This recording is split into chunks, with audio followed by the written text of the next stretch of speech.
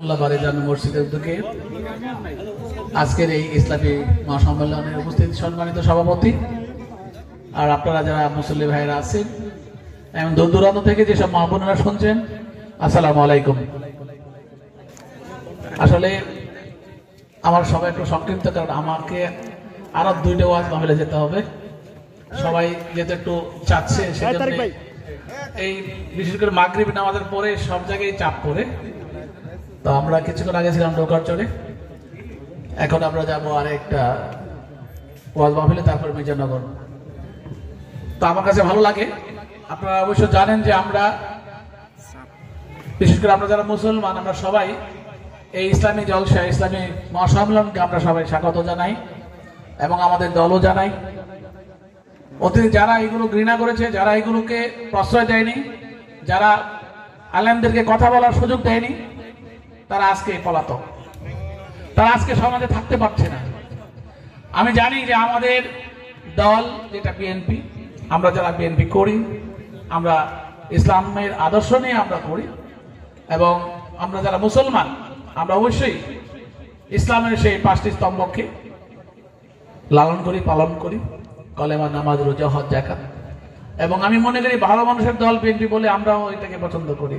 কিন্তু যারা অতীতে এগুলো পছন্দ করতো না, আলেমদেরকে অ্যারেস্ট করেছিল, আলেমদেরকে জেল খাটিয়েছিল, আলেমদেরকে আয়না করে রেখেছিল, অনেক ধরনের অত্যাচার, নিপীড়ন, নির্যাতন করেছিল, তারা কিন্তু আজকে কেউ থাকতে পারে না, সব পলায় গেছে। কাজেই আমরা অতীতে করিনি সব খারাপ কাজ, ভবিষ্যতে করবো না, এখনো করবো না। আপনাদেরকে উৎসাহ দিচ্ছি এবং সেই সুবাদে আমার মনে হয় গত 10 বছরে যে ওয়াজগুলো হয়নি, আজকে সেগুলো ঘন ঘন হচ্ছে, এখানে সেখানে সর্বত্র। আমার কাছে খুবই ভালো লাগে। আমি যদি আরো 10টা যেতে পারি, আপনাদের সামনে আসতে পারি, আমার কাছে খুবই ভালো লাগে। কারণ এই যে আয়োজনগুলো, এই আয়োজনগুলোর জন্যই কিন্তু আশপাশে সবাই আজকে ইসলামের কথা শুনতে পাচ্ছে, ইসলামের আলোচনা হচ্ছে। বিশেষ করে এই আলোচনার জন্যই কিন্তু আজকে ইসলাম টিকে আছে। আমি মনে করি এই ওয়াজ যদি না থাকতো, তাহলে আপনি, আমি, আমরা সবাই শিখতে পারতাম না। আজকে এই ওয়াজের মাধ্যমে দেখা যাচ্ছে আমাদের আলেমগণ সারা দিন রাত, সারা বছর তারা কোরআন কিতাব নিয়ে ওনারা চর্চা করেন, সেখান থেকে সুন্দর সুন্দর বাণীগুলো নিয়ে আসেন।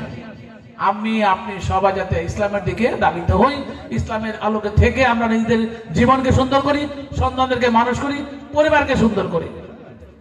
তাই এই জন্যই বলি যে ওনাদেরকেও আমি অনেক ধন্যবাদ জানাই যে আসলে আমাদের মা বোনদের অনেক দায়িত্ব, ওনাদেরকে সন্তান লালন পালন করতে হয়, পরিবারের জন্য রান্না বান্না করতে হয়, সংসার গোছাতে হয়।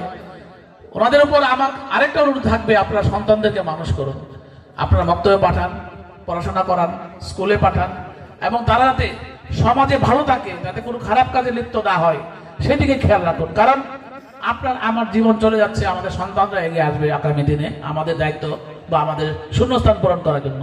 তারা যদি ভালো না থাকে, তারা যদি খারাপ কাজ করে, তাহলে তাদের পাপের বাকি কিন্তু আপনি, আমি সবাই হব। কাজে আমার সন্তান যদি ভালো থাকে, ইসলামের আলোকে কাজ করে, যদি কিছু সওয়াব কামাই করে, সেটা সদকা জারিয়া হিসাবে আমি নিজেও পাবো। আমার বাবা মা তাই শিখিয়েছে, আমি ঠিক তাই করে যাচ্ছি। আমি মনে করি সবাই, শুধুমাত্র আপনি শিক্ষায়, উচ্চশিক্ষায় শিক্ষিত হলে যে আপনি ইসলাম ধর্মের আলোকে কাজ করতে পারবেন না, তা নয়। ছোটকাল থেকে যদি সন্তানকে ভালোভাবে মানুষ করেন, যদি আদর্শে, নবী করিম সাল্লাল্লাহু আলাইহি ওয়াসাল্লামের আদর্শে আপনি শিক্ষায় শিক্ষিত করেন, নবী করিম সাল্লাল্লাহু আলাইহি ওয়াসাল্লামের আদর্শের ছোঁয়া যদি তাদের জীবনে থাকে, তারা পৃথিবীর যে কোনো জায়গায় যাক না কেন, আপনার প্রতি ভালোবাসা থাকবে, আপনাদের শ্রদ্ধা থাকে, আপনার সেবা করবে, আপনার পাশে দাঁড়াবে। আপনি যদি ভালোভাবে মানুষ না করতে পারেন, তাহলে সে কিন্তু থাকবে না। এই জন্য বলি যে আমরা আমাদের সন্তানদেরকে মানুষ করি, আমাদের পরিবারটাকে সুন্দর করি, আমরা প্রত্যেকটা ঘরকে সুন্দর করি। তাই একটা পরিবার সুন্দর হলে একটা গ্রাম সুন্দর হয়ে যাবে, একটা গ্রাম সুন্দর হলে একটা ইউনিয়ন সুন্দর হয়ে যাবে। সবাই যদি সতর্ক থাকে, তাই এভাবে সারা বাংলাদেশ সুন্দর হয়ে যাবে। কেউ অন্যায় করবে না, কেউ কারোর হক কেড়ে নেবে না। এই জন্য আমি বলি, আসুন সবাই মিলে আমরা এখান থেকে যা শিখবো, ওনারা যা বলবেন, তা আমরা পালন করার চেষ্টা করি। এক কান্দা ঢোকাইলাম, আরেক কান্দা বের করলাম, বাড়ি যাওয়ার আগে চায়ের স্টলে বসে শেষ করলাম, তা না। অনেকে দেখি ওয়াজ মাহফিলের জায়গায় রেখে ওই চায়ের স্টলে বসে থাকে, মেলা হয়, আশপাশের মেলায় বসে বসে বিড়ি খায়, কিন্তু ওয়াজ মাহফিল আসতে চায় না। বাড়ি থেকে কয়ে গেছে কিন্তু ওয়াজে যেতেছে, কিন্তু এখানে কিন্তু আসতেছে না। কিন্তু এটা ঠিক না। আপনারা সবাই এই ওয়াজ মাহফিলে আসবেন, বসবেন, যতটুকু পারেন শুনেন এবং সেই শোনাটুকু ভালোভাবে শুনেন, যাতে জীবনে এটাকে প্রতিফলিত করতে পারেন, নিজের জীবনে পরিবারের কাছে এটা বাস্তবায়ন করতে পারেন।